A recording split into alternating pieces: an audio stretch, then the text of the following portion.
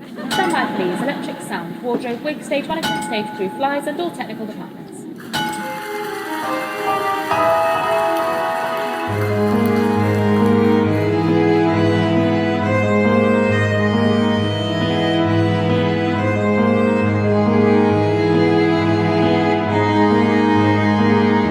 Welcome to Leave the Ghost Light On.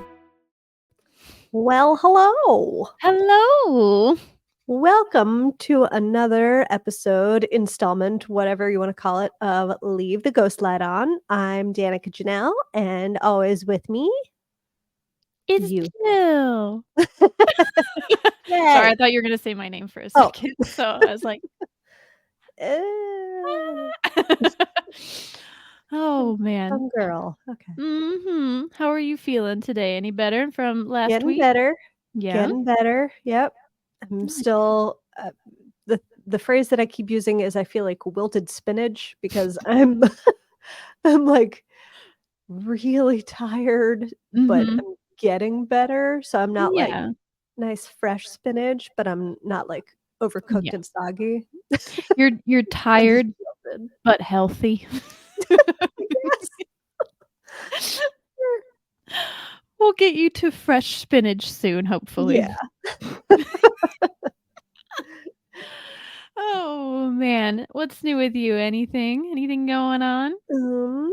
I leave in, I gotta count, Saturday, Sunday, Monday, Tuesday, Wednesday. I leave in 5 days for Prague. Oh my gosh, I cannot believe that. Losing my mind. Yeah. Are you almost packed or anything?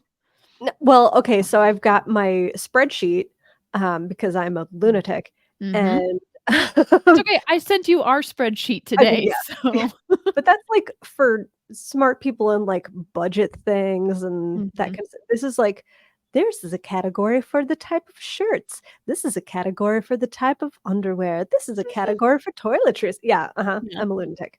So, are you gonna pull the? Well, I guess you're going for a long time. I was gonna say, are you doing the whole thing where you're packing like? This is a pair of like underwear for today. This is for a pair of underwear if I have an accident. This is a pair of underwear if I have 3 accidents. This is a pair if it rain today. Where it's like, why do we pack like 12 pairs of underwear for a 3-day trip? Because it never hurts to be safe. Yeah, you just never know. I guess. But I'm trying to be really smart and clever about how I pack because I've only got like a backpack and like kind of a little travel like carry-on thing with it. So and I'm gone for 6 weeks. So we'll see how that goes. Yeah. I mean, even with like doing laundry, that's still a lot. Yep. So especially like different weather and all that kind of stuff. That's just gonna be fun with us going to Scotland, is that it's like you have to shift. Yeah, it might be warm, might be cold, might be raining. Who knows?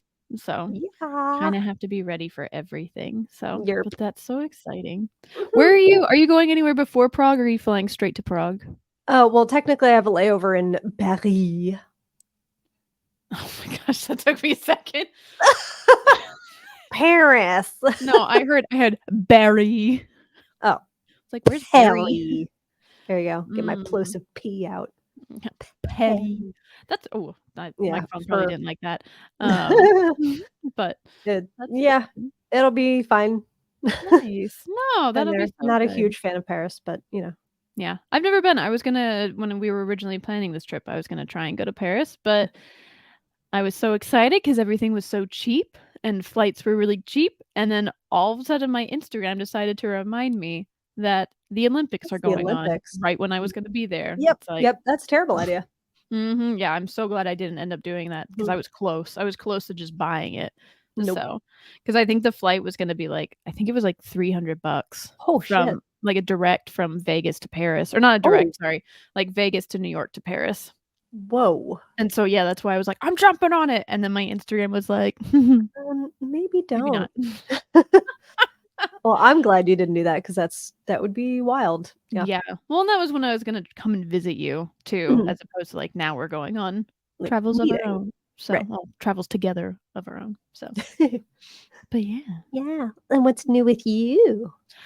Well, I had a nice little fun like theatery weekend, which was extra nice. Me and my very, very, very good friend Alina she's my travel buddy besides you. Woo! We went to Laguna for the weekend Yeah. because it is 110 degrees in Vegas, and we were like, we need to leave. Gross. It was nasty. So we drove to Laguna, and it was like a gorgeous, like 65 degrees out. It's so nice. It's only like a 4-hour drive, so it's super close.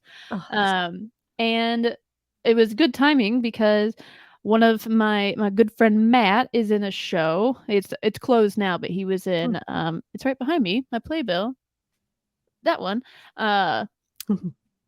Holmes and Watson. yay! So, And I know that show because NC State, we did it last year during Theater Fest. Oh yeah? Mhm. I had never seen it. I mean, show. I'm a big Sherlock Holmes fan, but I had never seen it. And it was pretty freaking good. Oh, Like yeah. it was right up my alley as like not even just like the way it looked, but just like the show itself. Oh, So yeah. It's like all of the beautifully written. all of the twists and turns and everything are just I mean, I was literally up there just like like the entire time. It's So, really good, yeah. yeah, it was a lot of fun. And then also because a friend of mine, like I said, Matt was in it. Like I knew what he was gonna do kind of. Like I knew like what Mm. parts he auditioned for and all that kind of Mhm. stuff. And so I thought I knew what was gonna happen, and I'm not gonna Ah. spoil it as much as I Yeah. want to. But he But it said played one of the Holmeses. yeah, like for people listening, the idea of the story is it's right after Sherlock and Moriarty fell to their supposed deaths, and in a sane asylum there are 3 men claiming to be Sherlock Holmes, and Watson is going to try and figure out which one it is. So, Mhm. so yeah, It's so brilliant. It's so Mhm. brilliant. Is it Jeffrey Hatcher? Is that the one that wrote that? I have no idea. Pretty You would know more than me. But yeah, no, it was really good. And like I said, just knowing the parts that he auditioned for and then the part that he ended up playing. And Mhm. then there was so much stuff happening during the show where I was like, you son of a bitch, you lied to me. And then it was like, oh, never mind. Wait, I don't know anymore. I'm just gonna watch it. So For people on my area, because we talked about this, the person the Holmes that he played is the same one that my former student Jackson Griffin played mm, in our version of it. So I was like, oh, he was that one. So if anybody saw the one here at NC State last year, then that's the same character version of Holmes that Matt played. Yeah, it's all very convoluted, but that's my straitjacket. oh yeah, the straitjacket one. There you go. Mhm, That's the not giving it straitjacket away. That's good. Yeah. I don't think it is. So Yeah. but yeah, no, it was really good. So it was a lot of fun to get out and do that and see a theater show and see some nice classic theater and then go get tan and a little bit tipsy on a beach. That So sounds lovely. That sounds like an yeah. excellent weekend. Yeah, it was really good. And I feel like that's gonna bring us into our segment about mugs because I'm gonna keep showing off my Ha. mugs until I stop repeating them. So my mug today that is holding my cut water, which is a very, very yummy drink, mango margarita, is a Ooh. Sherlock Holmes mug. Oh, It's not from the show, but it's just a classic Sherlock Holmes that's amazing. mug with lots of quotes from him. So That's rad. yeah. I didn't do any cool mugs this time. I just have my water glass and my scotch glass. Mhm. No, it's fine. I have like sorry, the cut water's strong. My bad. No, it just hit it's a little spicy. But yeah, I just have like a million different mugs. So I have like an entire wall display of them. Nice. Like they're all hanging on the wall. I think I have like 30. So Damn. yeah, at some point I'll stop talking about them, Wow. but today's not that day. I mean, while you got them, let's keep saying them. Yeah. But yeah. Oh Well, my cool. goodness. Shall we get into our weirdness that we're doing today? Oh my god. Yeah, Oh and my I god. have the tragedy, so I guess I'm going first. And I Yeah. must say, I am very excited about this one. So, I am too. yeah, when we talked about originally doing this podcast, and started making like the list of the things that we wanted to do, this was one of like the first things that I thought of. Yeah. So I don't even know why or how, but yeah, and then the more I researched it, the more I was like, oh yes. So Mhm.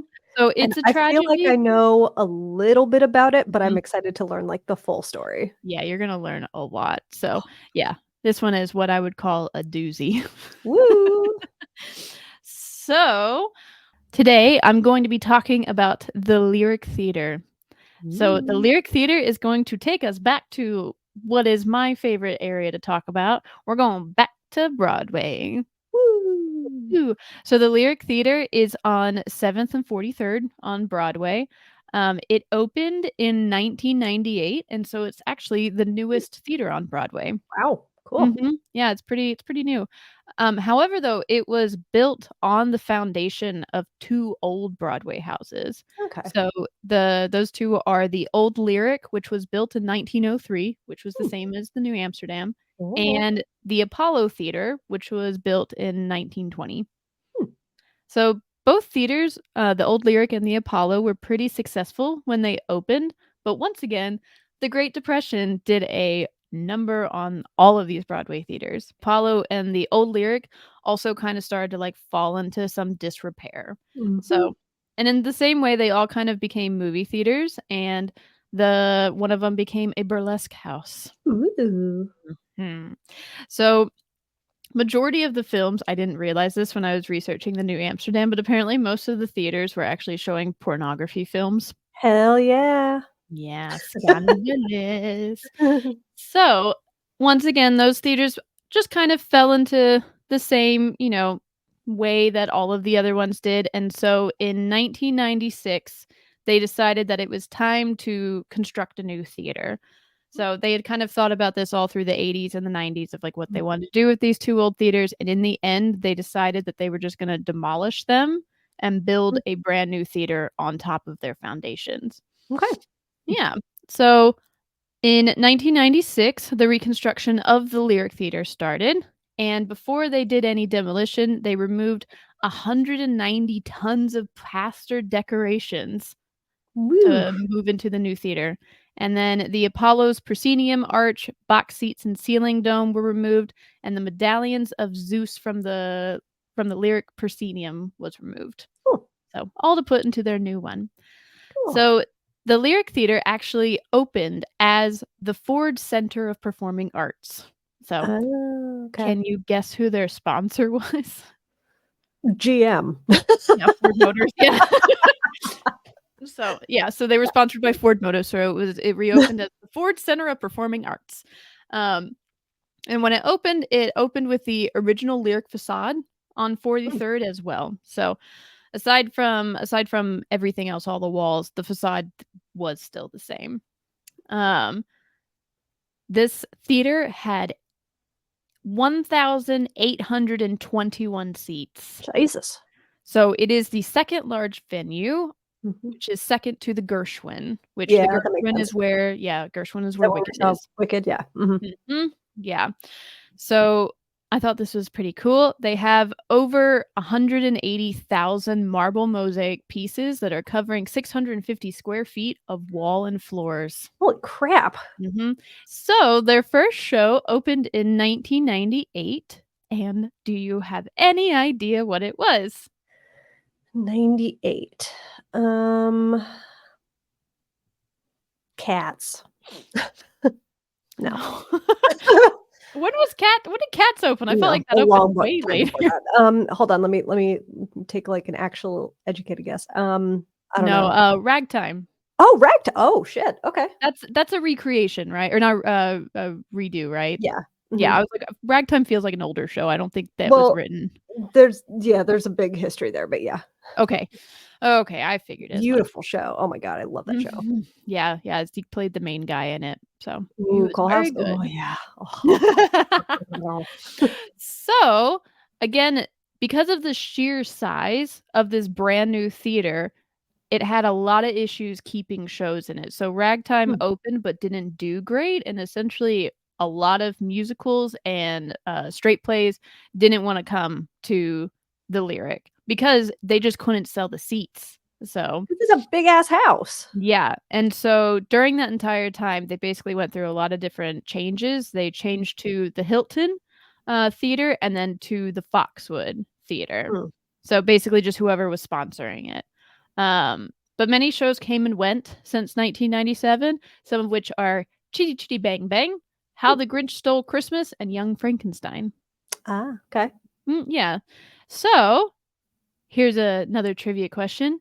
Do you know what is in the Lyric Theater now? It opened May of 2018. Ooh, 2018. Um, Ba ba ba ba ba ba ba ba ba ba ba ba ba ba. Ba ba ba ba ba ba ba ba oh, Harry ba. Potter. Harry Potter. I was like, what even is that? Oh, my friend Alex is in that. Oh, is she? Oh, cool. Yeah, Yeah. yeah. One of the ensemble in the because he has like the whitest hair of like Oh, white blonde hair. uh-huh. So he like is a Malfoy, like Is by it nature. Malfoy? Yeah. I've never seen it. I don't really know what part of the story it goes through, but it's one of those shows that I've been wanting to watch. They've got a lot of pyro in it, but anyway, it is Yeah, Harry Potter and the Cursed Child. So, yeah, that's right. Yeah. yeah, so that opened in 2018 and that is still there now. It's got like a really cool looking facade on it and everything, like a giant nest and all that kind of stuff. So yeah, but before Cursed Child was opened, they actually renovated it for about $3 million, which brought the capacity down to 1,600 seats, which was much closer to a normal Broadway theater, which made the Mm. operating costs way more affordable. So Ah, okay. smart move. Mhm. But we're going to take a step back in history because Ooh, we're not going to talk about Harry Potter and the Cursed Child or okay. Ragtime or any of those things. We're Ooh. going to talk about the sad, disastrous show that came in 2011. Mm. I would ask you if you know what that is, but I know you know what it is Yep. because you know what I'm doing. Yep. That is Spider-Man Spider-Man. Turn Off the Dark. Spider-Man. Spider-Man. Spider-Man does Kind of whatever does what a a spider kind of kind of can. kind of can do. It tried. It So I'm going to be talking about the tragedies that happened during Spider-Man Turn Off the Dark on Broadway, which this is something that I haven't actually read about, but I remember this happening oh when I yes. was in high school. Mhm. So, we got a couple of fun facts about the show. So, Spider-Man was directed by Julie Julie Taymor. Taymor! Yeah, good job. Julie Taymor, who did The Lion King. Yes, and she did Frida the movie, and she did Titus the movie, and she did the Tempest. Yeah, she is Wow. and Across the Universe.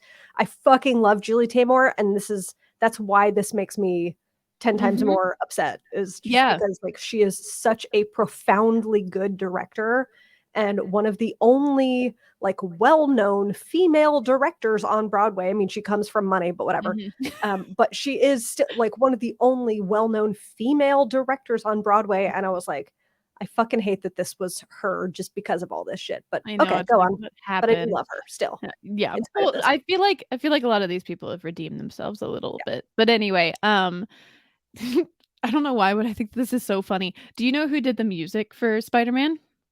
Actually, no. Bono and The Edge from U2. Oh, okay. That's a choice that they made. That is a choice. So it is called a rock and roll circus drama. That's how they describe the music. And I'm not gonna lie, while I was researching, I listened to the songs and I get it, but I don't get it. So I've it's never actually gotten to the place of listening to Mhm. it. Yeah, I finally did just because of all of this. Like there's a couple of like interesting songs, but it definitely sounds Mhm. like U2. So Yeah. it sounds like a rock concert. Mhm. It's not my jam. So Yeah. Fair. I don't know if it was anybody's jam. So but anyway, so Mhm. the actual story of the show is just it's the basic Spider-Man origin story with Mary Jane being the love interest, the Green Goblin being the main villain, as well as a female villain named Arcane, I Oh think is yeah. her name. Okay, Mhm. Arcane. So this ended up being the most technically complex show ever on Broadway. They had over 27 aerial sequences in which people Jesus. fly and engage in aerial combat. Good Lord. Mhm. And 27. then 27. And they also had projections onto a giant screen that made it feel like a three-dimensional graphic novel. So, they were Mhm. going hard. Um, so the issue started early on. Hmm. So, here's my money part of the fun facts, and this is for some reason the stuff that I love. So it was the most expensive Broadway show ever put on. Jesus. Okay, I'm gonna ask you a lot of questions. We can just kind of roll Ooh, through 'em sure. a little bit. But do you know how much it usually costs to put on a Broadway show? Just the average. I'd say like probably 4 million. So 17 is about the average. Oh, And that's like in today's money. And so, for example, Wicked in today's money was 14 million, Phantom was 20 million, but then smaller shows are going to be less. Mhm. Spider-Man was $75 million. Balls. $75 million, everybody. No, that's too many dollars. That's too many dollars. So the average show will spend about $300,000 on costumes and $600,000 on sets. God. They spent $9.7 million on sets and costumes. So they also spent $2.2 million for flying equipment. See, that sounds much more reasonable than the 9 whatever you said for costumes Yeah. and sets. That's 9.7. Yeah. Because at least like most theaters aren't going to necessarily have the flying equipment, but Right. Yeah. it makes sense for a show like this. They're going to have it on. But still, still 2.2 million extra dollars. Still a lot of monies. Yeah. So do you know what the average weekly production cost of of putting on a Broadway show is? Ooh, that one I don't even want to venture because it's gonna make me sad. Yeah, so this is for everybody at home. This is how much it costs to put on the show week per week. Like essentially, paying people, all that kind of stuff. So an average Broadway show is between $300,000 and $600,000. I know. A week. A week. A week. Spider-Man was 1.3 million. Fucking hell. Huh. That's so much mean, money. I would guess it's because you've got to have the extra safety people around for the rigging stuff and Oh, you would think. Oh But shit. then we wouldn't have a story. Oh my god. Okay.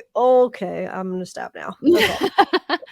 Okay, I have my one last little fun fact, and this one made me like bang my head against the wall. So for everybody who doesn't know who doesn't have a lot of theater experience, basically theater puts on previews, and those are dress rehearsals and, previews basically in front of an audience, but you're possibly going to stop the show. Things might have to change. You're basically just kind of like working out the kinks. So that's what a preview is. So the average preview time for a Broadway show is about 2 to 6 weeks. Yeah. Or about 30 performances. Yeah. Mm-hmm. Oh God. Their previews lasted 6 months. 182 previews. That is the longest in history. And is there a why? Oh, we'll get to the why. Okay.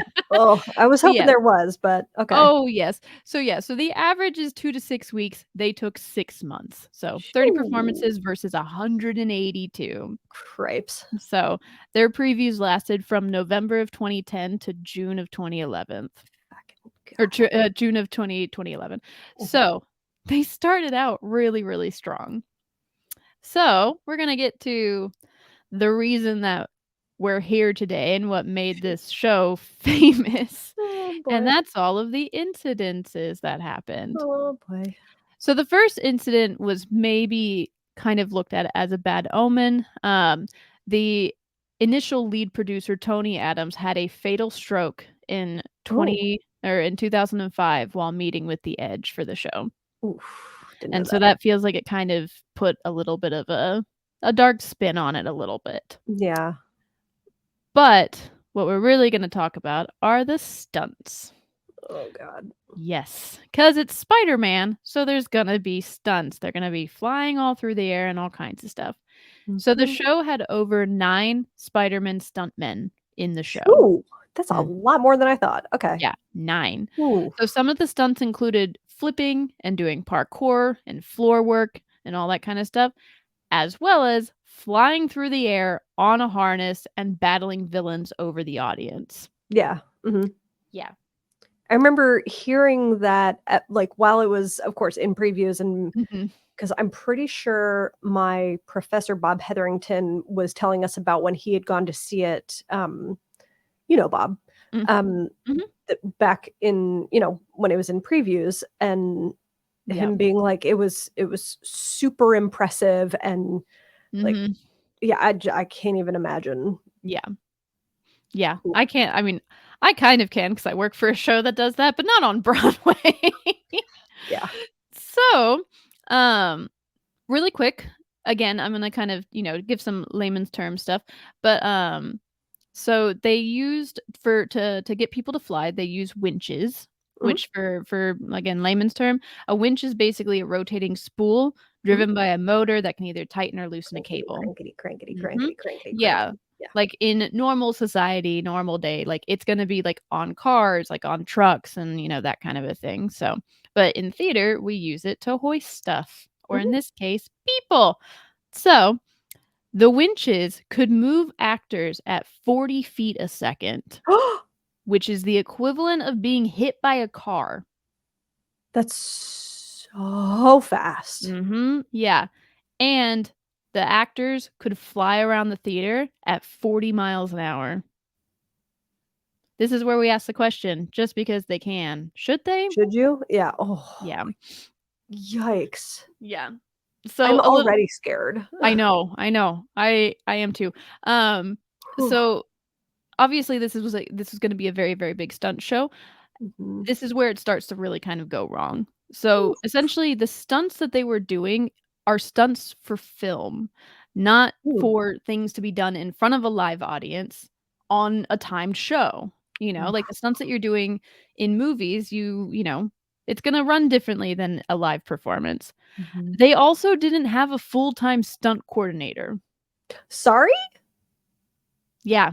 I watched an interview with, a really famous stunt guy or a really famous stunt coordinator, and that was the thing, he was like, "I don't know why they didn't have one, but they didn't."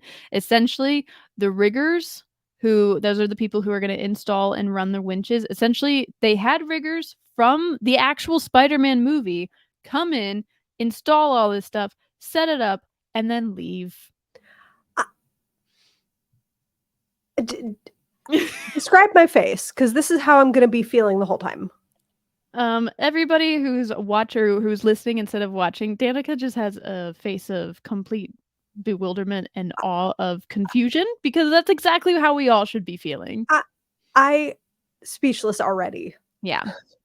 So I'm gonna take a quick little Oh. sidestep because so I work for Cirque du Soleil in Las Vegas and I work for O, which is one of the bigger show in Vegas. And Cirque is known for all of their aerial stuff. Mhm. That's what we do. We have, trapeze people, we have people flying. The show Ka, they literally made it to be the most amazing and technically advanced aerial show in the world, and it still is. Um Barry Lowen was part of Ka, I'm pretty sure. He was the jester for that. oh, nice. The Okay. guy who was in the Mandalorian suit, yeah. Oh, He's nice. a nice That's guy. even. He's a really nice guy. Yeah. So it's like Cirque knows what they're doing when it comes Yeah. to this. And really quick, just a fun fact, like at O we have over 50 winches. Woo! Yeah, we have literally a place called the Winch Farm. So and we have over 350 winch queues throughout the show. Jesus. Yeah, that So sounds right. we've got a lot. But anyway, so I essentially was like, why on earth didn't they call Cirque du Soleil to help with this? Yeah, what? They The did. people that do Oh, they did. They did. Oh. So they did call them. Uh-huh. The man who, and I found this out because I literally found the playbill and found the rigging designer. I'm not gonna say his name because it turns out he's one of my coworkers. Yeah, I work with him. Not on a daily basis, but he still works at Cirque. So I'm not gonna say his name necessarily, but you can probably go look it up. And I'm not necessarily I'm not saying anything bad about him. I don't know how the process was, but yeah. the rigging was designed by a Cirque du Soleil rigging designer. I mean, like, design and implementation are two very different things. That is very true. Exactly. So, but I was just like, oh my gosh, it's one of my coworkers. Like, it's somebody that I've heard of and I know That's of. pretty cool. Yeah. So anyway, so long story short, they did call Cirque. So all of the rigging was done correctly and all of that kind of stuff. Good. So yeah, so that's enough about like the rigging of it. So a couple of things, we're gonna go into people now. Do you know who played Peter Parker? I'm gonna guess. No, I don't actually know. I'm not gonna guess. I don't want to feel stupid. It was Reeve Carney. It was. It was Reeve Carney. And I almost said it, and I was like, no, that's gonna be wrong. So I'm not gonna No, say it. it was Okay, it was so- Reeve. Okay. It was his first Broadway show. That's wild. Yeah. So everybody listening, Reeve Carney is who originated the role of Orpheus in Hades Town. So he's got that super beautiful singing voice, very high pitched, very nice. A little fun fact about Reeve Carney: he's apparently in a band. So yeah, and he impressed Bono so much with his singing that like Bono wrote a lot of the songs around him. Oh, And smart. also, Reeve Carney's band was in the orchestra. What? Oh, that's cute. Yeah, I thought that was really cute. And then one more very, very, very silly fun fact. Reeve Carney is also the love interest in one of Taylor Swift's breakup music videos. Lol. Because Taylor Swift really likes him. Lol. So, I'm not a huge Taylor Swift person, but I saw that and was like, that's cute. Funny. So, anyway, yeah, Reeve Carney, that was his first Broadway role was as Alright. Peter Parker. And then my other fun fact is the Green Goblin was Patrick Page. That I remember. Mhm. Yes, that's Yes, very and cool. and again, Patrick Page is who played Hades. Hades in Hades Town. So it's like Yay! they both Aw, little played like reunion. yeah, it's very Cute. cute, almost kind of like similar. But yeah, I thought that was really cute. That's So funny. so yeah, a little fun fact. So the role of Peter Parker and Spider-Man, he wasn't necessarily the actual Spider-Man that was covered up doing the stunts. But he was always Peter Parker, and then anytime, mask was pulled off and all that kind of stuff, it was him. But the role was so demanding that he only actually did 6 out of the 8 performances a week, and his Oh. understudy would do the other 2. So his Cool. understudy was, I don't know if you know this name, but Matthew James Thomas. He reprised the lead role in Pippin. So Oh, okay, cool. yeah. So he only did 6 out of the 8 performances because it was so demanding. Damn. Yeah. So during rehearsals when things really start to go wrong. So this is a great little like easer into it. But so in the first during one of the rehearsals, when Spider-Man is supposed to fly off through the audience towards the back balcony, he for some reason stopped. And this was frustrating because you basically had Spider-Man dangling 7 feet above the first 2 rows, and it was the worst position possible because nobody could get to him. So I have a quote that says, one of the crew members fetched a stick and was literally prodding him like he was a live Spider-Man pinata.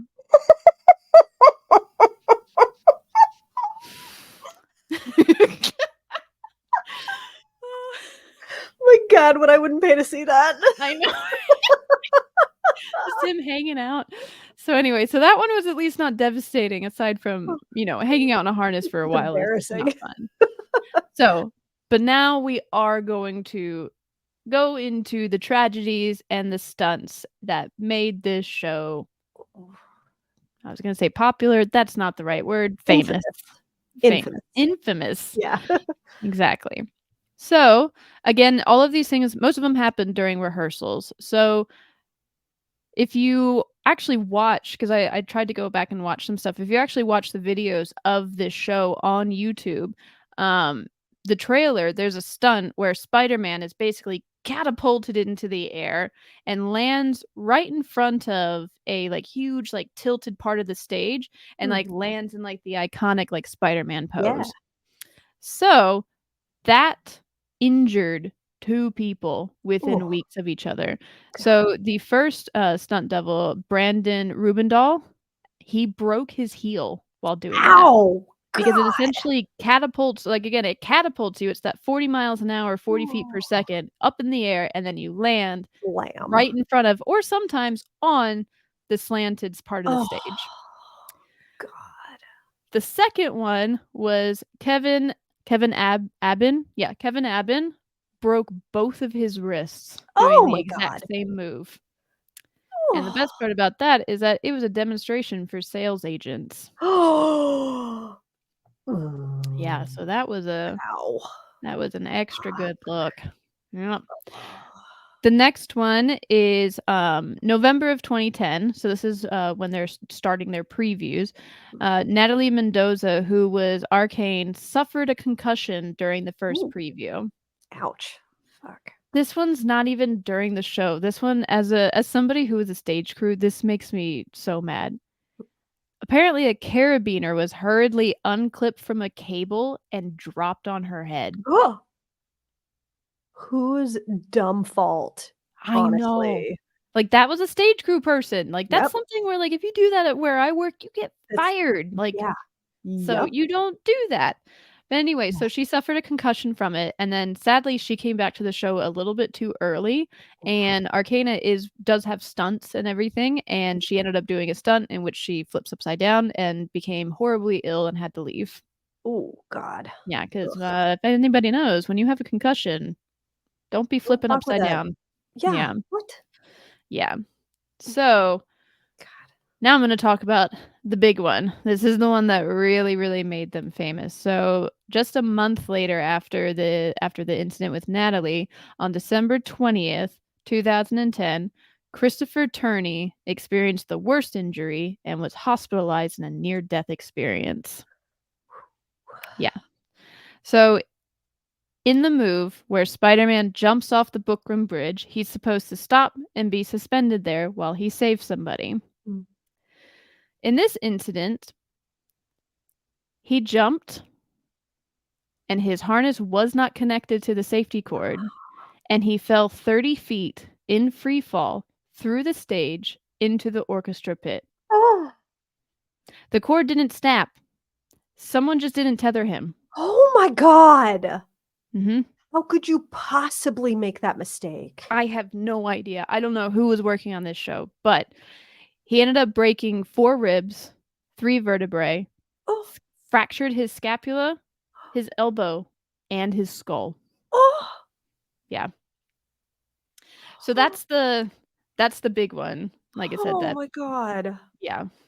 He just free fell Yeah. into the pit. Oh. And it's not a horrible thing to do. Like it's not super jarring. There is a video of it. Oh So, no. Oh God. luckily it goes into blackout, so you don't really see much, but you literally see him jump and like the rope just like follow behind him. No. Oh my God. Yeah. It's not great. And surprisingly, Christopher Turney doesn't actually speak horribly about the show. I'm Still. shocked at that. Yeah, I mean, like, he's like, "Yeah, it was an operator error, it happens," which is amazing. Really quick, there's that new movie out called The Fall Guy, Oh yeah, I haven't which seen that. I would highly suggest everybody see. It's Hmm. a movie about stuntmen, and that's kind of how they all are. It's like, that's what happens, you get injured, and you just keep going, and it's like, "Oh my gosh." Oh, change the culture. You Yeah, like you have and the power. also for theater, like, no. No, people should No. not be getting injured in theater. So Like we're almost done, but we're not quite done. oh. So on March 16th, in 2011, so we're not quite through previews yet. It just says TV Caparo was injured and hurt her neck while doing a stunt. Oh, she's in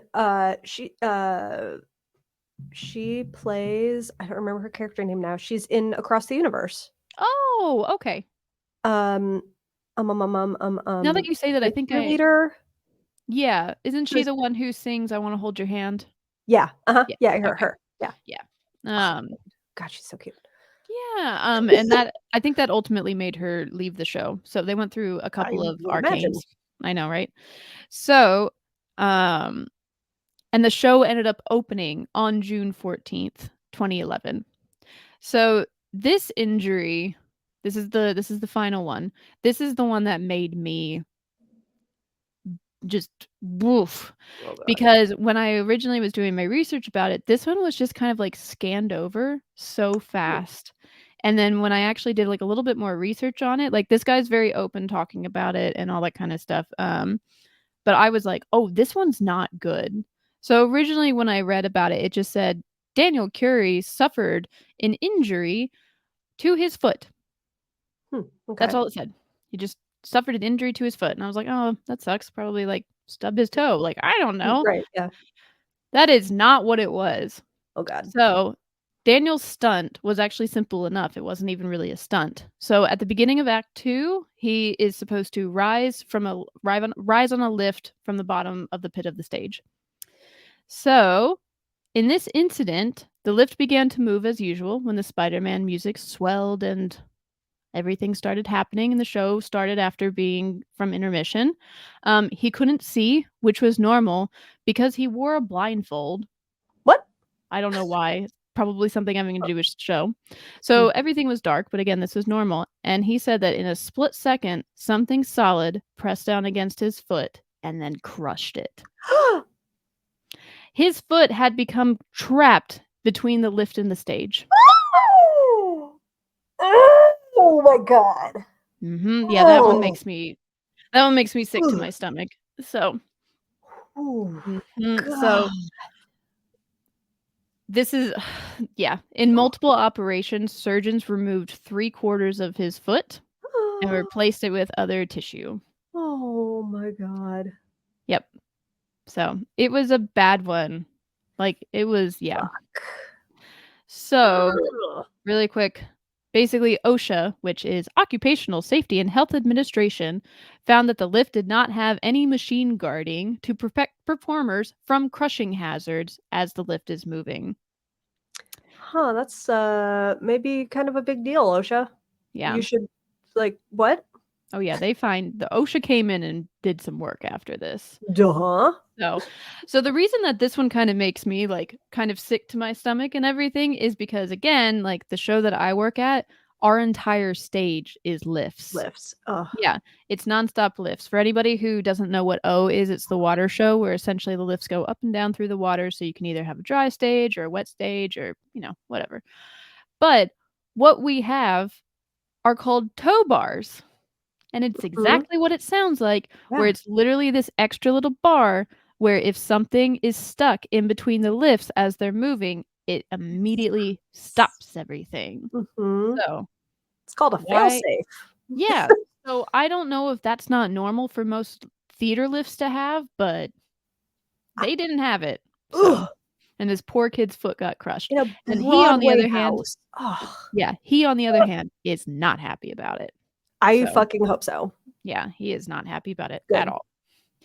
So, luckily, we are at the end of the injuries. But as you can see, this is why this show became so infamous with all of his incidences. I mean. Yeah, it was a lot. So the show eventually closed January 4th, 2014. So between previews and opening, it was open for right around 3 years at about 1,300 performances. Damn. And despite reporting a loss of $60 million, it was also the 16th highest grossing show of all time. Because it's a spectacle. Yeah, but it was just too damn expensive to run. And I would also imagine there's a morbid curiosity of like, well, let's see who dies tonight. Oh, 100%. I could definitely get that. And like from what I could tell from the reviews, most people like thought it was pretty amazing. They liked the music-ish. It was just like the storyline didn't make any sense. But anyway, so we're almost done. But because I love some good Broadway facts. Yeah. Do you know what is the highest grossing Broadway show? Ooh. Highest grossing. I'm gonna go. Oh, I don't think I said this really quick. Spider-Man was at 16 at 200 million. Huh. Ooh, let's see. I'm gonna guess something Disney, maybe Frozen. something. That's ironic. Oh wait, no, you're back. Dang it. You froze right as you said frozen. Oh. No, it was and is Lion King. That was my second guess. Okay. Yeah, that would make sense. So Lion King, which is currently still on, so the money is only Mhm. going up, is at a staggering 1.8 billion. Fuck me. Yeah. Wicked, Oh. which also is still on, is at Ooh. 1.2 billion, and Phantom is at 1.1 billion, which Phantom's not on anymore, so it's capped out. Dude. Yeah, when I saw 1.8 billion, I was like, "Oh my Wild. gosh." Oh my god. Okay, so I got one more fun fact. Ooh. Apparently, for Spider-Man to actually make any money from this, it would have had to run a sold-out show every single performance for 5 years. Well. Yeah. Yeah, they did good. So I'm going to end this extra fun session on a quote from Glenn Berger, who was a writer, and he jokingly refers to this show as Spider-Man, turn off the darkest interruptus. Come on, Glenn. You can do better than that. Yeah. But yeah, so that is the story of all of the Spider-Man tragedies Well, and thanks. That's everything that upsetting. happened in 2010, and hopefully we learned from this and don't do it ever again. I can imagine that we will. Yep. Leave all the crazy circus tricks and aerials to the circus performers in Vegas. So Yeah, because I can pretty much guarantee that we're gonna do dumb shit like this again. So Oh, I'm sure. I mean, I was even surprised, while reading it that, like, all the shows that have kind of come around this have always been, like, kind of, like, stunt-oriented shows, like, even Harry Potter, like, I've never seen it, but, like, they have like, that's a like, pyro show with a lot of Mhm. special effects, so there's something about that theater with special effects and all of this Yeah. kinda stuff, so but it sounds like Harry Potter's doing way better. Nobody's getting their eyeballs poked out with wands or anything. Yeah. Anyway. I know That's they what I have got. some really cool stage magic, but that's Yeah, that's stage magic. So, Yeah. I just know it was Really all pyro I because I almost applied for a job, there, like, a couple of years ago when they had, basically like a pyrotechnic license job. Hmm. So, yeah, Would've been cool. because I like fire. Yes. But yeah, that's my story. Oh boy. So, are we gonna sidestep into something much happier? We are. I don't know, but well, sort of happier. This does have some tragedy associated with it because you can't have ghosties without tragedy a little bit. So, Well, yeah, of course. but we're gonna go to a different part of the country. We're gonna stay in America, but we are going to New Orleans. So, Ooh. yeah, spooky town, and I love New Orleans. I've been there a handful of times, and it's Mhm. just super cool. I can give you some recommendations of really cool things to do there. Yeah. But I think I've only been to New Orleans. I think I've been there twice. The first time was literally me and my dad went down there to, like, work on Katrina houses, which was oh pretty yeah, interesting. And so, wow. yeah. And then Ooh, the second time was me going down there and, getting drunk on Bourbon Street or whatever that street's called. So, as one is wont to do. yeah. Yeah. It's amazing when you go down there when you're, like, 14, you're like, "I'm gonna build houses for Habitat for Humanity," and then when you go down when you're 22, you're like, "I'm gonna get drunk." But anyway, it's I a great never went city, to zoomies, everybody. so yeah. I only ever did the latter. Anyway, so this story is about Le Petit Theater de Vieux-Carré, which is The the little old theater? square. Oh. It's a theater, Mhm. which is the Little Theater, yeah, Okay. in Vieux-Carré, which is Old Square. Yes, the drink Vieux-Carré was made there in Mhm. that Old Square. Um, so this theater was established in 1916 and Mhm. has operated at its current location at 616 St. Peter Street since 1922. It Ooh. sits squarely in the French Quarter, and you can actually see Jackson Square from the front door. And it's less than 2 blocks from the bank of the Mississippi, and it is catty corner to the little pavilion that has Café du Monde. And if anyone has not been to Café du Monde, you must. I've been there. I've been there a Oh my couple of God. times. It's Get the beignets. beignets, and they're honestly their cafe au lait is the greatest. I don't know what some kind of magic crack they put in it, but it's so good. What is beignet? Is essentially what, like a little It's just fried bread. dough. It's just fried bread. Yep. Yeah, fried bread with powdered sugar. Mhm. Yep. Can't It's go wrong. incredible. I know. So when I say this place is haunted, it is haunted. Oh, nice. There are said, I can't believe I'm saying this number. There are said to be about 40 quote unquote known spirits. Ooh. 40. Jeez, that's the most so far. It's wild. Mhm. But like any of them, it's like, how do you confirm all this? But you Mhm. know, we won't bother ourselves with logistics. Yeah. So the most common sightings are those of Union soldiers because Le Petit was actually part of the Union occupation during the Civil War. Mhm. One soldier in particular is said to adjust his gloves and turn his head side to side before completely disappearing. Ha poof. Ha poof. Which just sounds really fun.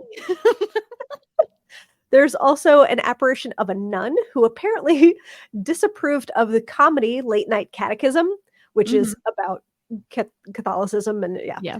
apparently she really disapproved of it. She is seemingly so real that she was sometimes mistaken for the play's star. And Ooh.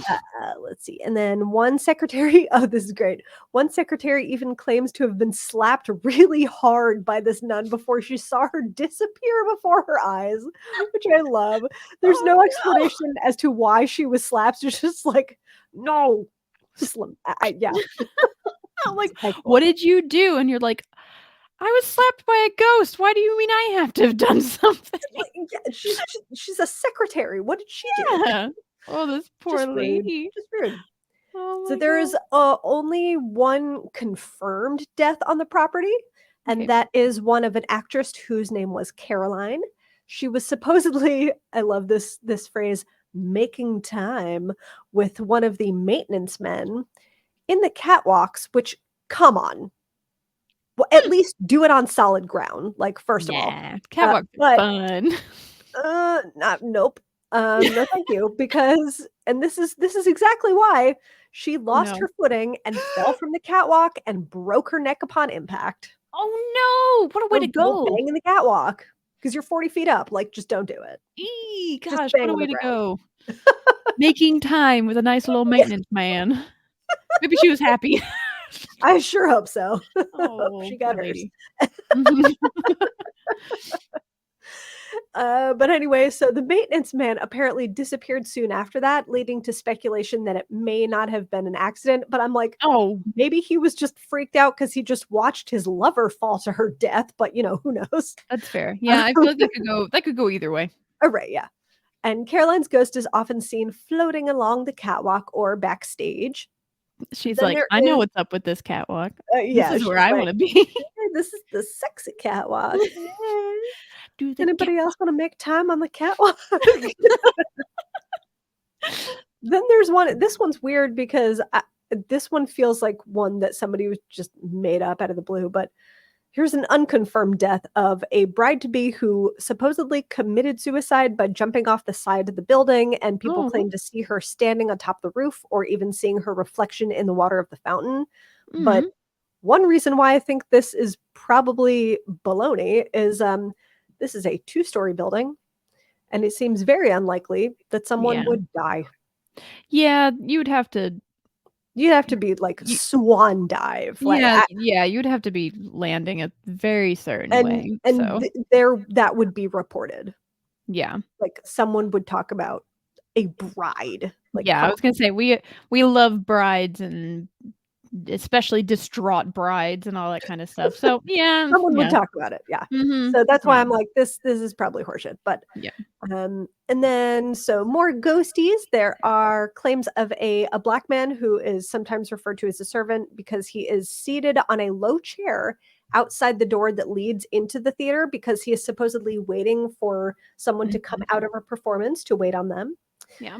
And then there are also reports of this one's my favorite, the gentleman ghost, who is Nope. often referred to as Captain, who is a very well-dressed man who attends rehearsals and performances and usually in a seat by the sound booth. And employees will often note the smell of pipe tobacco or bay rum cologne. And much like our friend David Blasco, he is also known to hiss or applaud depending on his opinions of the production. I thought you were going to be like, and just like him, he also wore a clerical collar. He also pinched butts. No, that's different. No pinch bunning. No. No butt pinching. Pinch the men's butts. Only men's butts now. From now on, this is a PSA to all ghosts. Only pinch men's butts. Ladies have had enough. It's settled.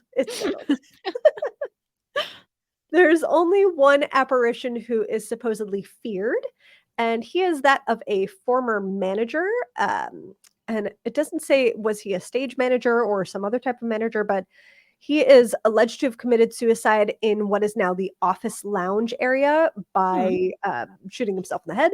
Employees have often had the sense that they are being watched and hear doors or drawers banging in the lounge area.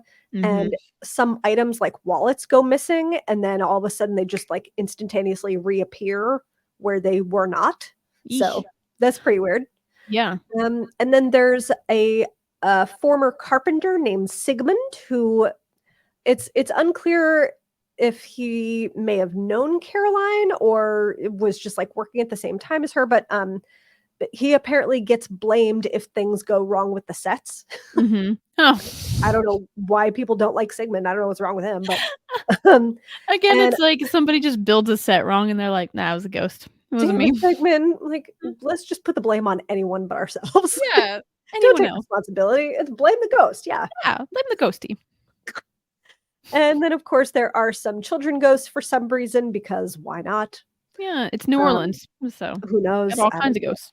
Yeah, I don't know. Then there's some really fun, like, sound ghosty stuff, which are things like claims of piano music with no apparent source, which is attributed to the composer Louis Moreau Gottschalk, who performed here when it was a dance hall in the 19th century. And then in recent years, managing partner Steve Pettis had arrived early to check the grounds when the lights began turning on and off and heard the voice of a woman calling, "Catherine, Catherine," and no one else was there. And then a lot of other sounds. A lot of times people hear coughing or muffled conversations, the sounds of boots on hardwood throughout the attic, or what sounds like marbles or bocce ball or croquet being played up in the attic. Oh my gosh. I There's thought that so one was really much. weird. Yeah. Man, this building's got a ton going on. And it's really a pretty small theater. Like it looks to be, I didn't see like any specs on it, but it looks to be like maybe less than 200 seats. Like it's not big. I guess what it is called Le Petit. Le Petit. It's small, you know? We have 200 seats, 200 for Oh, we people and cannot put 100 for anyone in. ghosts. Yes, we need to leave room for the ghosts. Your French accent is better than mine. I don't know what mine was. I would hope, because I do speak French. I don't. Oh, I would like some pasta, please. what? But anyway, it's short and sweet, but that is the story of the ghosts that inhabit supposedly Le Petit Theater de Vieux Carré in New Orleans. Nice. Is there any like what does that theater do now? Does it have any shows going in it, or is it like They it do, yeah, historical? it's usually little historical plays, and they also do some about to be doing, or maybe they're currently doing The Importance of Being Earnest. So, you know, it's a okay. standard regional playhouse. Okay, it's a So, regional yeah, playhouse. You Okay. can still go see stuff there. Oh, nice, Maybe nice. hang Yeah, I out did. with Sigmund. Yeah, I was like, New Orleans is just so. I mean, it's old and historical at this point. So I was like, is it an actual theater? Is it a museum? Is it just sad and decrepit? So No, look, they've got some pretty good images, and yeah, looks like they do a good amount of stuff. nice, including ghosties. Yay! Nice, good story. That's Yay. probably. I bet you that's going to be like the most ghosts we hear about. Yeah, So, it's just wild, and you know. They say like there's 40 known spirits, and then it's like, okay, what are they? And it's like, well, I've got 5. yeah. Okay. I wonder what like made New Orleans such like a hot spot for paranormal activity, Because I feel like it's pretty big down there. Death Death. and voodoo. Yeah. Voodoo. Yeah, voodoo is a big one. So that's fair. Yeah. They're actually just much more in touch with the other side, and Yeah. it's such a cool. God, I love New Orleans. I know it's such a cool place. It's one of the few places to me in the U.S. that like feels like it has. I don't know how to say this correctly, but like it feels like it has culture, I guess. Where it's like, yeah, like whereas like when you go overseas and stuff like that, like cities have different like cultures or different feelings. New Orleans is one of the few places where you go there and you're like, oh yes, okay, this place has got history and different food, like all kinds of different stuff going on. So exactly. Yeah, and we used to live 6 hours away from it. So yep. You could literally take a bus down there. That's how I got down there the second time. Oh. So, Yep. Yeah, we should go there again sometime. Yeah, we should. I know. I keep seeing all the stuff on our list, and I'm like, I want to go there. I want to go there. Like, I was researching something the other day, and I was like, part of me doesn't want to do this one until I actually go there and like see stuff in person. Ooh, yeah. So yeah. For sure. Yeah, I was even looking at like New York, and I'm like, man, I obviously always want to go to New York, but now I really want to go to New York. Should be like, oh yeah. Hopefully one of these days we'll actually talk about a Broadway house that we've been in. We'll get there. Yeah, we'll see. We got plenty of stories. Oh, for sure. So everywhere is haunted. Every theater has a ghost. Yay. Hashtag every theater has a ghost. Yep. We have so many cool hashtags that I keep forgetting to like put. Spooky Ookie Times. That's a good one. Spooky Ookie Times. Oh, for sure. That's what it's going to be whenever we talk about ghosts. Spooky Ookie Times. Spooky Ookie Scary. Spooky. New theme song. Go. I know, right? Spooky Ookie Scary Stories. Great. What? That was my attempt at Wicked. It was not good. I thought you were doing Tarzan.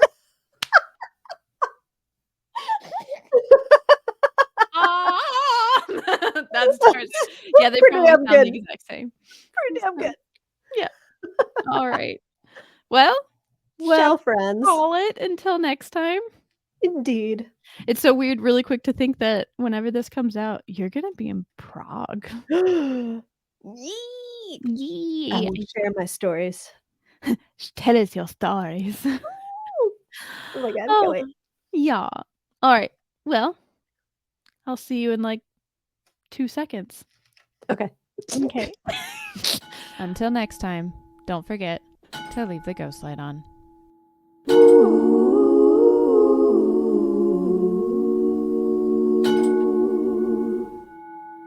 Thank you for joining us. Leave the Ghost Light On was created, hosted, and edited by Danica Jackson and Jill Horn. Musical composition created by Jay Nygaard. Follow us on Instagram, YouTube, Twitch, Spotify, and more.